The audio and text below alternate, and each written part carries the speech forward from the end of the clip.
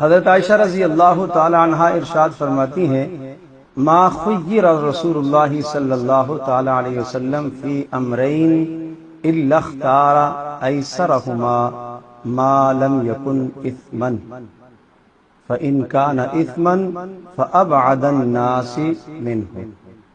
ارشاد فرمایا ایک زندگی کا بڑا خوبصورت ضابطہ رسول اکرم صلی اللہ تعالی وسلم کی پیاری زندگی سے ہمیں ملتا ہے۔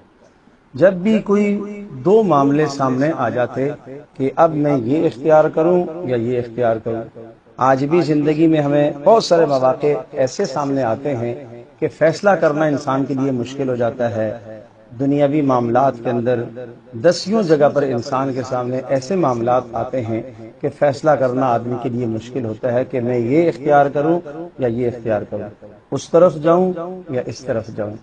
یہ جو دو معاملے کے بیچ میں انسان متردد ہو جاتا ہے، اس موقع پر رسول اکرم صلی اللہ علیہ وسلم کی پیاری سنت، آپ کا پیارا عمل کیا ہے کہ جب رسول اکرم صلی اللہ علیہ وسلم اس طرح سے کسی معاملے میں کوئی معاملہ سامنے آتا تو ان دو میں سے جو آسان ہوتا آپ اس کو اختیار کرو۔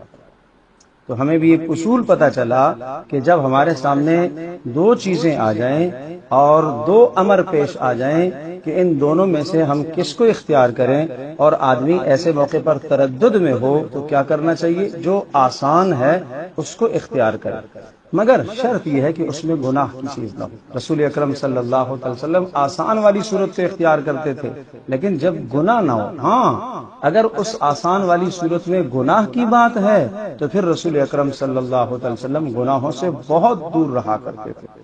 تو اس پیاری سنت سے، اس پیاری خصلت اور عادت سے ہمیں یہ محسوس اور یہ معلوم ہوتا ہے کہ ہمیں بھی اپنی زندگی میں اس سنت کو اپنے عمل میں لانا چاہیے اور اس کو اپنا معمول بنانا چاہیے، تاکہ زندگی کے بے شمار فیصلے کرنا ہمارے لیے آسان ہو اور ہم سہولت کے ساتھ آسانی والی بات کو اختیار کریں جبکہ اس میں گناہ نہ ہو۔ اگر گناہ ہے تو پھر آدمی کو دور ہو جانا چاہیے۔ اللہ تبارک و تعالی ہمیں توفیق عطا فرمائے۔